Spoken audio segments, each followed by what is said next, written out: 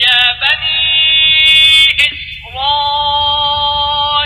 اذكروا نعمتي التي أنعمت عليكم وأني فضلتكم على العالمين. اے بنی اسرائیل، میرے وہ احسان یاد کرو جو میں نے تم پر کیے، اور یہ کہ میں نے تم کو اہل عالم پر فضیلت بخشی. واتقوا يوما لا تجزي نفس عن نفس شيئا ولا يقبل منها عدل ولا تنفعها شفاعة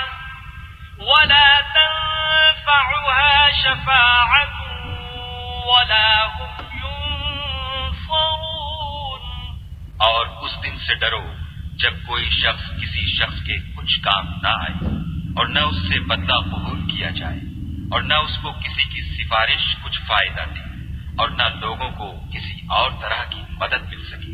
وَإِذِ ابْتَلَى إِبْرَاهِيمَ رَبُّهُ بِكَلِمَاتٍ فَأَتَمَّهُنَّ قَالَ إِنِّي جَاعِلُكَ لِلنَّاسِ إِمَامًا قال ومن ذريتي قال لا ينال عهد الظالمين. اور جب پروردگار نے چند باتوں میں ابراہیم کی آزمائش کی تو وہ ان میں پورے اترے. خدا نے کہا کہ میں تم کو لوگوں کا پیشوا بناؤں گا. انہوں نے کہا کہ پروردگار میری اولاد میں سے بھی پیشوا بنائیو. خدا نے فرمایا کہ ہمارا اقرار ظالموں کے لیے نہیں ہوا کرتا. وَإِذْ جَعَلْنَا الْبَيْتَ مَثَابَةً لِلنَّاسِ وَأَمْنًا وَاتَّخِذُوا مِن مَّقَامِ إِبْرَاهِيمَ مُصَلًّى وَعَهِدْنَا إِلَىٰ إِبْرَاهِيمَ وَإِسْمَاعِيلَ أَن طَهِّرَا بَيْتِيَ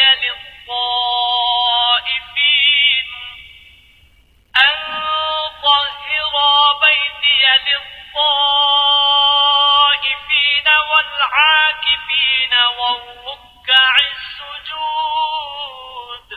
اور جب ہم نے خانہ کعبہ کو لوگوں کے لیے جمع ہونے اور امن پانے کی جگہ مقرر کیا اور حکم دیا کہ جس مقام پر ابراہیم کھڑے ہوئے تھے اس کو نماز کی جگہ بنا لو، اور ابراہیم اور اسماعیل کو کہا کہ طواف کرنے والوں اور اعتکاف کرنے والوں اور رکوع کرنے والوں اور سجدہ کرنے والوں کے لیے میرے گھر کو پاک صاف رکھا کرو.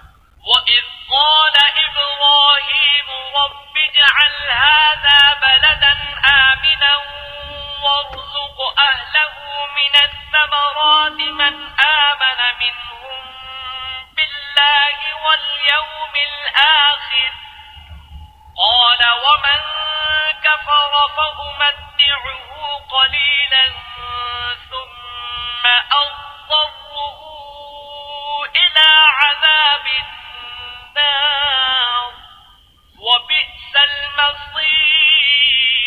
اور جب ابراہیم نے دعا کی کہ اے پروردگار اس جگہ کو امن کا شہر بنا اور اس کے رہنے والوں میں سے جو خدا پر اور روز آخرت پر ایمان لائیں ان کے کھانے کو میوے عطا فرما، تو خدا نے فرمایا کہ جو کافر ہوگا میں اس کو بھی کسی قدر متمتع کروں گا، مگر پھر اس کو عذاب دوزخ کے بھگتنے کے لیے ناچار کر دوں گا، اور وہ بری جگہ ہے.